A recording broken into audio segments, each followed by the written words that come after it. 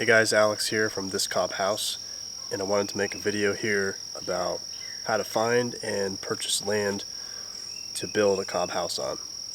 So we've been talking about this a lot in recent cob workshops, and I've been doing a lot of land search myself, putting in offers on properties in the pursuit of purchasing a piece of land to build multiple cob homes on. So this video is just kind of talking about some of the things I've learned in the past couple months and things that I think will help you in your search, whether you're searching now or if you plan to search in the near future. So one thing that a lot of people don't realize is that you can actually get loans for raw land. They're not exactly mortgages, because if there's not a house on the land, I don't think they really consider it a mortgage, but they do have land loans specifically for raw land in a lot of rural areas. For example, where I've been looking in East Tennessee, but just Tennessee in general, and then kind of the Appalachian region of North Carolina that borders Tennessee, a lot of these small towns have local banks and local credit unions that offer raw land loans. So one of the main obstacles for a lot of people who want to build their own home in the country is they just can't afford the land. So having a land loan kind of can really help you, depending on what your situation is. Having a loan can really boost you forward in your progress. I'm not a big advocate of having debt, but for certain people that might make sense. For me, it makes sense to use a loan in this situation because I'll actually be making money off the land, and so in this case I'll accept debt. Always, of course, make sure that your payments are within reason. But anyway, the point is, you can actually contact these local banks and credit unions and pretty easily get a loan for raw land. So this can help you in a lot of situations if you want to really get started soon. Let's see, as far as finding land suitable for building a cob house, if you want to follow the building code, you don't need to be so specific of where you're going to build. Generally, what I tell people is if they want to build a cob house, build in a country, rural county. You're going to have the easiest time there. Building restrictions are lower. There's just less bureaucracy to deal with as far as building things. If you want to try to build a cob house without any codes or permits or any inspections, any of that kind of thing, the best advice I can give you is build in an unincorporated town or city, and build on unrestricted property. Those two things probably help you out the most if you want to go that route. Otherwise, just in general, rural counties are the best for cob for a lot of reasons. And so if you want to find land to build your cob home on, or multiple cob homes, whether you want to do Airbnbs or whatever it might be, get in touch with a local real estate agent. Real estate agent can help you do several things, mostly the paperwork and all the technical parts of purchasing land.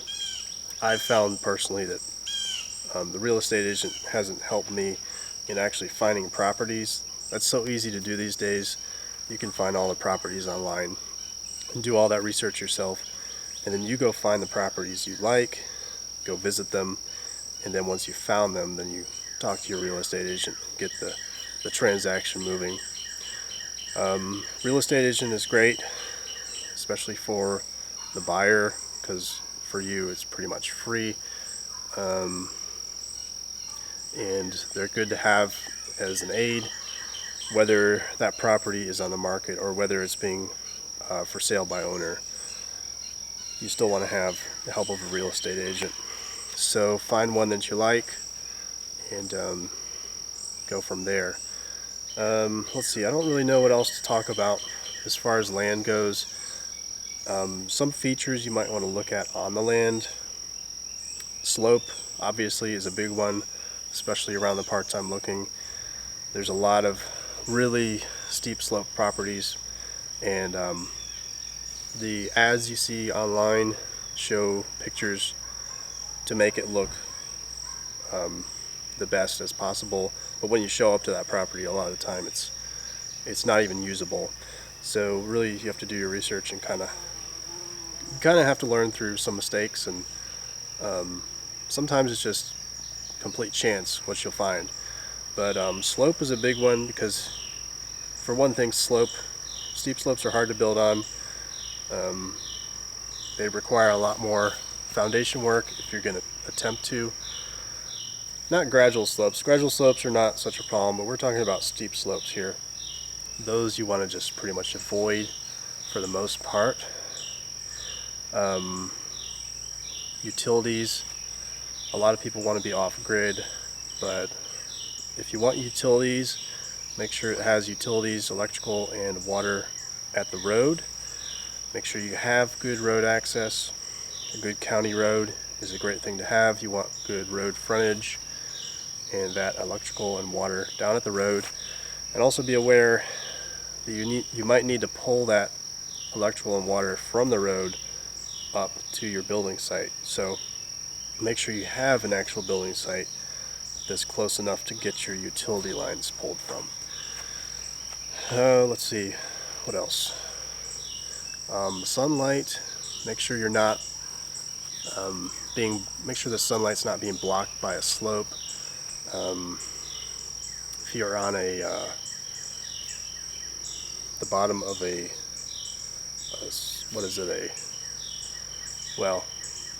if the hill is behind you, behind the house, and that's blocking the southern sun, that's something to be aware of.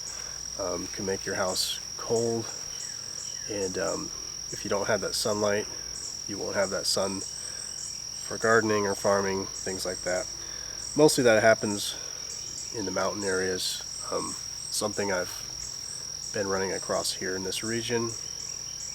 Let's see, as far as site selection goes, purchasing a piece of land. If you guys have questions about this, I just made this video on the fly, but leave them in the section below and we'll continue the topic of finding and purchasing land. I still have a lot of work to do myself on this. I'm in the middle of the process, working on an offer right now, and so hoping this offer goes through, and then I'll have more to share with you. But it is an important topic, because before you can build a cob house, you have to have a piece of land. And so I really want to share everything that I learned with you and that I've learned from other people. And yeah, let's continue this talk. So leave your comments, questions down below, and I'll get back to you all soon. Thanks.